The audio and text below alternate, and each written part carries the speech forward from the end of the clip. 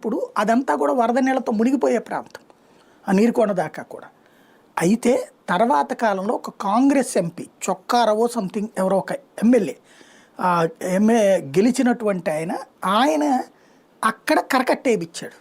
First ప్రభుత్వంతో మాట్లాడి కరకట్ట వేయించడంతో ఆ ప్రాంతం ఎప్పుడు ఏడాది పొడుగునా, ఇదివరకైతే వరదలు నేను చెప్పాను కదా 4-5 సార్లు వరదలు వచ్చే ఏడాదని, అట్లా ఏడాది పొడుగునా అక్కడ ఒట్టి బురద నీళ్ళు అసలు వాళ్ళ భూమి ఎక్కడుందో వాళ్ళకే తెలియనటువంటి స్టేజ్ నుంచి ఆ కరకట్ట తర్వాత ఆ ప్రాంత అభివృద్ధి ఒక్కసారిగా మలుపు తిరిగేసింది.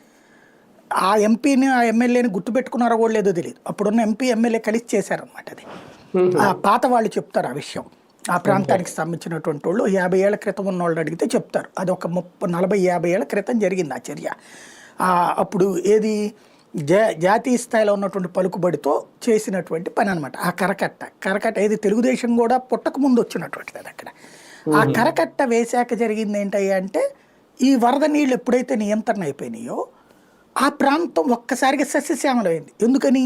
కృష్ణానది పరివాహక ప్రాంతం ఎప్పుడు భూగర్భ జలాలు ఉంటాయి ఆటోమేటిక్గా. కాబట్టి నల్లరేగడి నేలలు, చక్కటి పంటలు, ఏడాది పొడుగునా పంటలు, కూరలు ఏడాది పొడుగునా వస్తాయి, అరటిపళ్ళు, చక్రకేళి ఇట్లాంటివన్నీ పండేటటువంటిది, మల్లెపూలు ఏడాది పొడుగునా వస్తాయి, బంతులు ఇట్లాంటివన్నీ, అంటే పూలు అసలు